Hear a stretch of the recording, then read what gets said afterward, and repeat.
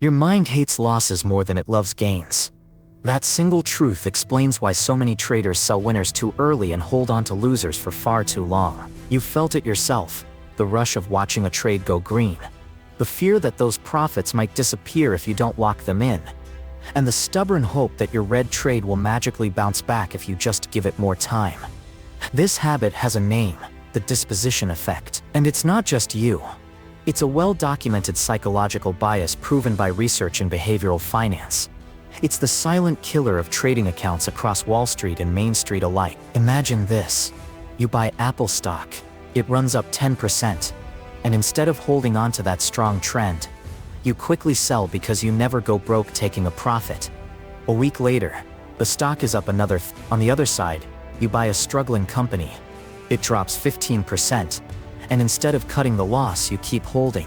It'll come back, you whisper. A month later, it's down 50%. That's the disposition effect in action. Fear makes you cut winners short. Hope makes you ride losers down. Why does this happen? Because your brain isn't wired for trading. It's wired for survival. Losses feel like threats, and your instinct is to avoid the pain at all costs. Kahneman and Tversky's prospect theory proved this decades ago. A $100 loss hurts about twice as much as a $100 gain feels good. That's why most traders sabotage their own accounts without realizing it. But here's the good news. You can rewire this bias. With the right mindset, strategies and reflection habits, you can escape the trap that 90% of traders fall into. And that's exactly what we'll explore today. By the end of this video, you'll know not only why you sell winners too early and hold losers too long, but also how to break the cycle with practical psychology-backed methods. So stay tuned, because this isn't just about trades. It's about mastering your own mind. And if you're serious about building discipline and consistency, make sure to hit that subscribe button right now and join the Trader's Mindset community. The disposition effect sounds like a complicated academic term, but at its core it's very simple.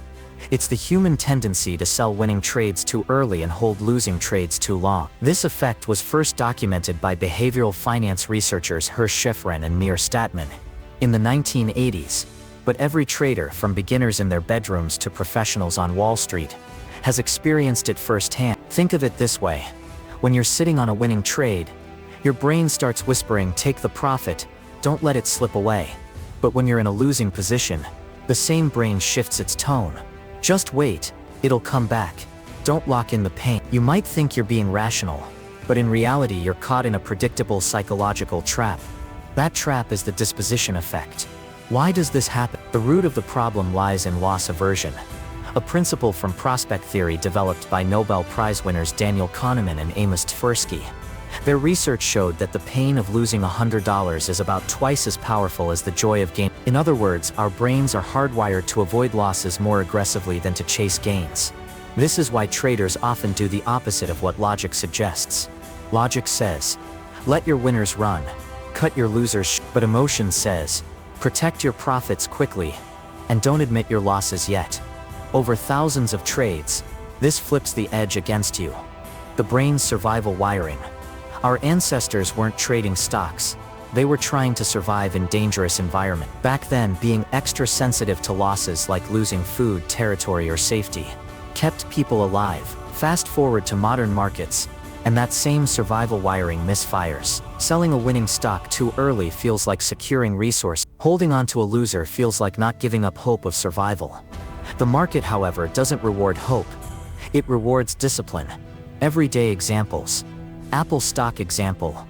Imagine you bought Apple at $100. It runs to $135, and you sell feeling smart for banking a 12. A month later, Apple is at 100 and you realize you clipped your own wings because fear of losing clouded your patience. Crypto example. You buy Bitcoin at $50 CHE. It drops to $40. You hold, convincing yourself it'll bounce back.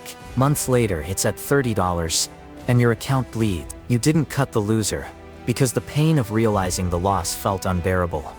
Both of these stories happen every day to traders across the US markets. The disposition effect isn't a rare glitch. It's the default setting of the human brain. The ego problem. There's also an ego dimension. When you sell a winner, you lock in a story you can brag about. I made a profit. But if you sell a loser, you're admitting you were wrong. Ego hates that. Holding a losing trade lets you avoid that moment of humility for now. But in the long run, it digs the hole deep, the certainty illusion. Another piece of psychology at play is the certainty effect. Gains feel good because they're certain once you sell. Losses feel uncertain as long as they're unrealized. By clinging to losers, you convince yourself the loss isn't real yet. This mental trick soothes your brain in the short term, but it destroys your account in the long term. Why it matters for traders in the US. For American traders, this bias is especially dangerous in volatile markets. Tech stocks, options, crypto, where trends can run far and losses can spiral quickly. If you consistently sell winners too soon, you miss the big moves that build account. If you consistently hold losers too long, you magnify drawdowns that can wipe out years of progress. In short, the disposition effect is the invisible hand pushing traders toward failure, even when their strategies are solid. It's not just about math, it's about mindset. If you've ever sold a winning trade only to watch the price soar higher without you, you already know the pain of regret. It feels like being thrown off a moving train. You got somewhere but you could have gone so much farther. This common mistake isn't random. It's one half of the disposition effect, the tendency to sell winners too soon. But why do traders keep repeating this mistake, even when every trading book says, let your winners run? The fear of losing what you have. The number one reason traders sell winners too early is fear. Specifically, the fear of losing unrealized profits. When you see green on the screen, your brain doesn't interpret it as potential gains. It interprets it as, and once something feels like it belongs to you, losing it hurts more than never having had it at all. This is called the endowment effect. Imagine you're up $1,000 on Tesla. That money isn't in your bank account yet, but your brain already counts it as yours. Suddenly, every red tick feels like someone's stealing from you. To protect yourself from the discomfort, you sell. You lock in certainty. You escape fear, but you also cut yourself off from the full potential of the trade. The dopamine hit of banking profits. There's also a chemical factor at play. Closing a profitable trade gives you a rush of dopamine, the brain's reward chemical. It feels good, almost addictive. The more often you bank small wins, the more your brain wants to repeat that cycle, even if it's irrational. It's like scratching an itch. It gives temporary relief, but it trains you to keep scratching instead of letting the wound heal. This is why some traders become addicted to scalping tiny gains, selling at the first sign of profit. The problem, over time, transaction costs and the missed opportunity of big winners eat away at your performance.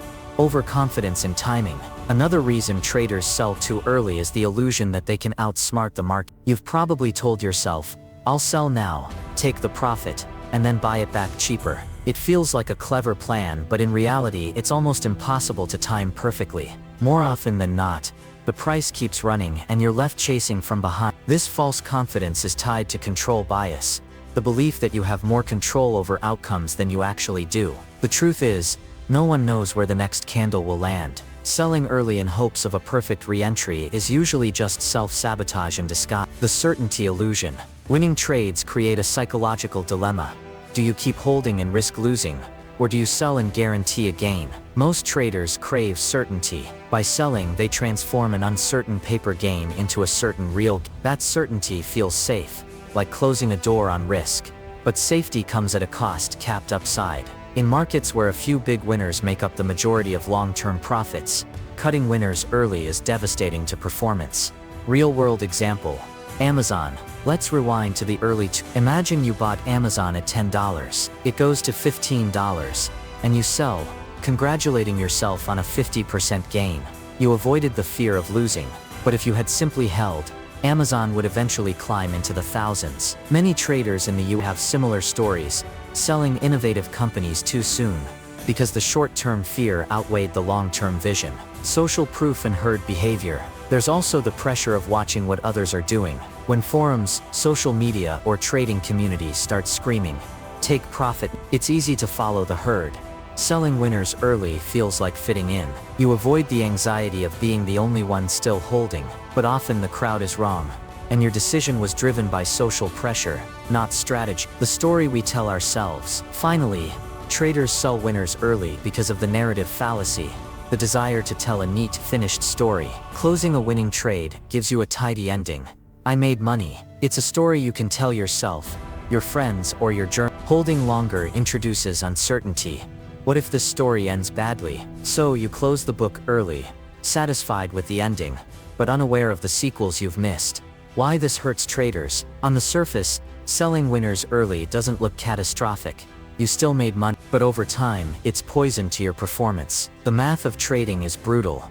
A few big winners often carry the entire account. By selling early, you clip those winners and leave your losers to run, destroying expectancy. It's like pulling the flowers and watering the wheat. Breaking the habit. The first step is awareness, recognizing that the urge to sell isn't always rational. Next, you need systems, predefined exit rules, e.g. hold until X moving average is broken. Trailing stops to let winners breathe while protecting gain. Journaling every early exit and calculating the missed profit. When you see on paper how much you've lost by selling too soon, it creates the motivation to trust your rules next time. If selling winners too early feels frustrating, holding on to losers too long can feel devastating. It's the other half of the disposition effect, and it's even more dangerous. While cutting winners early limits your upside, holding losers too long magnifies your downside. It's the classic recipe for blown accounts, yet traders fall into this trap again and again. Let's unpack the psychology. The hope that kills. When you're in a losing trade, your first instinct is often hope. You whisper to yourself, "It'll come back, just give it more time." Hope becomes your trading plan. But markets don't reward hope. They punish hesitation. This behavior is tied to loss aversion. Remember, losing $100 feels twice as painful as gaining $100 feels good. So instead of realizing that pain immediately, traders prefer to postpone it. By holding, you delay the emotional sting of admitting defeat. But here's the cruel twist. A paper loss still hurts your account. It doesn't magically disappear just because you haven't sold.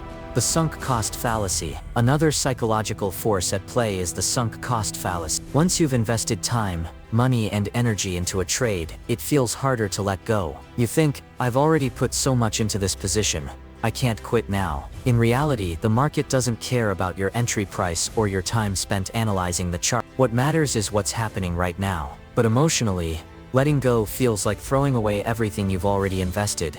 So you hold on longer, digging the hole deeper. Ego and refusing to be wrong. Admitting you were wrong is hard. For many traders, it feels like a personal failure, not just a market event. So instead of closing a losing position, they hold on, convincing themselves, "I'll be right eventually." This is ego at work. Ego hates being wrong. Ego prefers to protect its pride, even at the cost of your portfolio. In trading, however, being wrong isn't optional, it's guaranteed.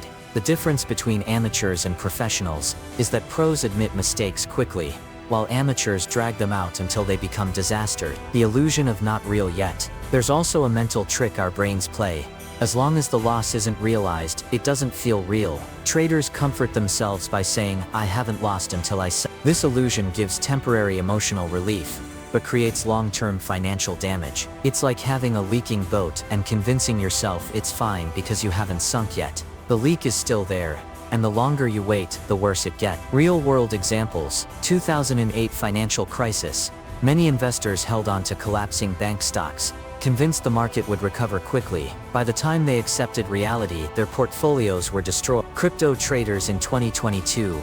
Countless traders held coins that dropped 80–90%, insisting they'd bounce back. Most never did. Everyday example. A US retail trader buys a stock at $50. It falls to $40, then $30. Instead of cutting, they keep saying it'll return. Months later, the stock is at $10 and the dream is gone. The emotional roller coaster. Holding losers too long creates a cycle of emotional pain. Denial. It's just a dip. Hope, it'll recover. Frustration. Why isn't it bouncing yet? Desperation. Please just get me back to break even. Capitulation. Finally selling after a massive loss. This roller coaster drains mental capital as much as financial capital. By the time the trader exits, they're exhausted, demoralized, and often quit trading altogether. Why this hurts performance? Holding losers too long doesn't just damage your P&L, it warps your mindset. It ties up capital that could be used for better trades. It builds bad habits of avoidance instead of discipline. And worst of all, it creates a distorted view of risk. You start believing giant drawdowns are normal. Professionals know the truth. The longer you hold a loser, the less control you have. The only way to protect yourself is to set strict risk parameters before you enter the trade, and follow them without negotiation. Breaking the habit. So how do you stop holding losers too long? Predefine your exit. Before entering a trade, know your stop-loss level. Write it down. If price hits it, you're out. No debate. Automate it. Use stop-loss orders, so you don't rely on willpower. Journal every rule break. If you move a stop or refuse to sell, document it. Seeing the pattern in writing creates accountability. Reframe losses. Instead of seeing a loss as failure, see it as the cost of doing business. Every pro trader takes losses. The key is keeping them small. Reward discipline, not hope. Celebrate following your stop, even if it results in a red trade. Over time, this rewires your brain to see discipline as success. Final thought. Selling winners too early limits growth, but holding losers too long is the ultimate account killer. Both come from the same root: fear of loss and refusal to reflect. By understanding the psychology, the hope, the ego, the sunk costs, you can start breaking free from the trap. The next time you're tempted to just hold a little longer, remember this: small losses are tuition, but big losses are bankruptcy. The disposition effect doesn't just create small mistakes, it quietly destroys long-term trading performance. At first, it looks harmless. You book some small profits, you keep holding a loser because it might recover, and nothing seems catastrophic. But over weeks, months, and years, this pattern compounds into a devastating drag on your portfolio. Capping the upside. When you sell winners too early, you cap your upside. The big trend-driving moves that build wealth pass you by. In the US stock market, data shows that a small number of days account for the majority of gains in an index like the S&P. Imagine selling Nvidia after a 10% gain in 2019, only to watch it climb hundreds of percent in the years that followed. Those missed opportunities add up to a fortune lost, magnifying the downside. Meanwhile, holding losers too long magnifies your downside. A stock that drops 50% needs to double just to get back to break even. A 70% loss needs a 233% gain to recover. The math is brutal, and the more you let losers run, the deeper the hole becomes. Many traders don't realize how quickly compounding works against them when losses spiral. Negative expectancy. At its core, trading is about expectancy, the average return per trade over time. A strategy with even a small positive expectancy can make you consistent if applied with discipline. But the disposition effect flips expectancy negative. By cutting winners and watering losers, you flip the edge against yourself. Even good strategies fail when psychology overrides execution.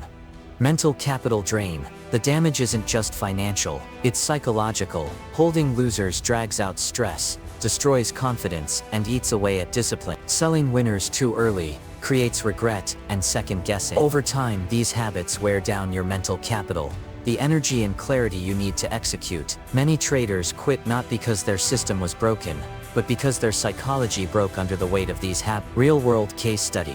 Studies of mutual fund managers in the US have shown the same effect. Even professionals, managing billions, often sell winners faster than losers. Their performance suffers compared to funds that systematically cut losses and let winners run. This bias doesn't just harm individuals, it shapes the performance of entire institutions. The bottom line: the disposition effect is a silent account killer. It promises safety in the short term, but delivers ruin in the long term. If you don't confront it, you'll spend your trading career trapped, clipping your gains, stretching your losses, and watching your account bleed. But once you see it clearly, you can fight. And the next step is learning how to break free with practical strategies, which is exactly what we'll explore in the next segment. So far, we've uncovered the trap of the disposition effect, selling winners too early and holding losers too long. But knowledge alone won't save you. The real edge comes from knowing how to fix the habit and build strategies that outsmart your brain's wiring. Let's dive into practical, psychology-backed solutions you can start using today. 1. Pre-commit with rules. The easiest way to beat emotion is to decide before the trade. Write down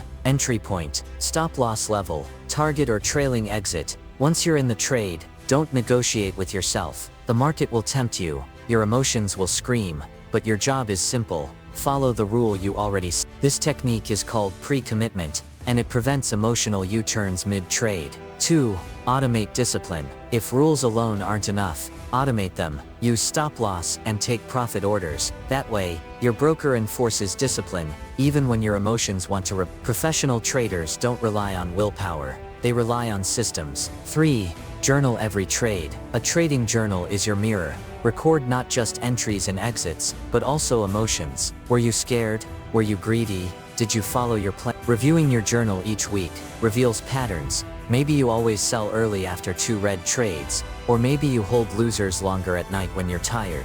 These insights are gold. Reflection turns vague mistakes into clear principles. Reward process, not outcome. Most traders celebrate green trades and beat themselves up for red ones. That mindset fuels the disposition effect. Instead, reward yourself for following the plan, even if the trade was a loss. Process-driven reinforcement rewires your brain to see discipline as success. Over time, you'll start to crave consistency more than dopamine hits. 5. Reframe losses. Stop seeing losses as failures. Start seeing them as tuition. The cost of doing business in market. Every professional trader takes losses. The difference is they keep them small and move on quickly. Reframing losses reduces the sting, making it easier to cut them without hesitation. 6. Build a personal principles book. Take a page from Ray Dalio. Write your own trading principle. After every reflection, promote one lesson into a principle. For example, never move a stop loss. Don't size up after 2 red trades. No trading during high-impact news. Review this list weekly. Over time, it becomes your constitution, a set of rules stronger than emotion. 7. Practice emotional awareness. Before trading, check in with yourself. Rate your energy, focus, and mood. If you're stressed, tired, or angry, reduce size or skip the session. Emotional awareness is like a weather forecast for your brain. Trade only when the skies are clear enough for rational decisions. Use reflection rituals. Set a ritual, daily, 5 minutes. Journal trades and emotions. Weekly, 30 minutes. Review patterns, write principles. Monthly, 60 minutes. Deep reflection, analyze P&L, strategy, minds. Rituals keep reflection consistent. Without them, you'll drift back into reaction mode. 9. Find accountability. Share your reflections with a trading buddy or community. Ego hates exposure, but accountability accelerates growth. When you know someone else will see your mistakes, you'll be less likely to repeat them. Communities like the Trader's Mindset are built for this purpose. 10. Visualize the next trade. Athletes rehearse performance mentally. Traders can each morning, visualize yourself facing temptation, wanting to sell too early or hold too long, and imagine yourself following your rule instead. This mental rehearsal makes discipline feel natural when the real test comes. The disposition effect is a powerful bias, but it's not a life sentence. With rules, automation, journaling, reframing, and reflection, you can outsmart your own instincts. Remember, consistency doesn't come from predicting the market, it comes from mastering yourself. In the next part, we'll explore real-life success stories and expert insights, proof that breaking free from this bias is possible for anyone willing to reflect and adapt. We've talked about the psychology, the traps, and the fix, but nothing drives the lesson home like real stories, both from market legends and from everyday traders. These stories prove that the disposition effect is universal. It doesn't matter if you're managing billions on Wall Street, or just starting with a small account in your bedroom. The same biases show up. The difference is whether you reflect and adapt, or keep repeating the cycle. Ray Dalio, Pain to Principles. Ray Dalio, founder of Bridgewater Associates, is one of the most respected investors in the world. Yet in the early 1980s, he made a bold prediction that turned out to be dead wrong. He nearly lost everything and had to borrow money from his father. Instead of quitting, Dalio reflected. He wrote down his mistakes and began building a book of principles. One of those principles was to always prepare to be wrong. That reflection became the foundation of Bridgewater's success. Today, his formula, pain, reflection, progress, is a guiding light for traders worldwide. Paul Tudor Jones, defense first. Another legendary trader, Paul Tudor Jones, famously said, "The most important rule of trading is to play great defense, not great offense." This wisdom came from his own painful experiences of holding losers too long. He realized survival was more important than heroics. By reflecting on his mistakes, he built a disciplined, risk management framework. That mindset allowed him to survive decades of volatility and remain one of the greats. Mike, the retail trader. Mike isn't a billionaire. He's a retail trader from Texas, who started with just $2,000. Like many beginners, he fell into the disposition of. He sold winners quickly because he was scared to lose, and he held losers because he didn't want to admit defeat. His account was down 50% in 3 months. Instead of quitting, he started journaling.